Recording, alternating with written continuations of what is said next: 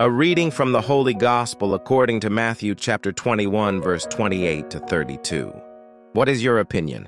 A man had 2 sons. He went and said to the first, "My boy, go and work in the vineyard today."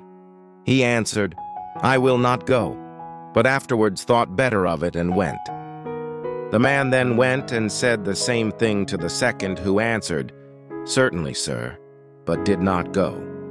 Which of the 2 did the father's will? They said, "The first."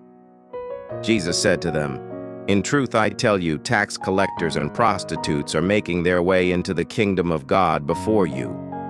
For John came to you, showing the way of uprightness, but you did not believe him, and yet the tax collectors and prostitutes did. Even after seeing that, you refused to think better of it and believe in him." The Gospel of the Lord.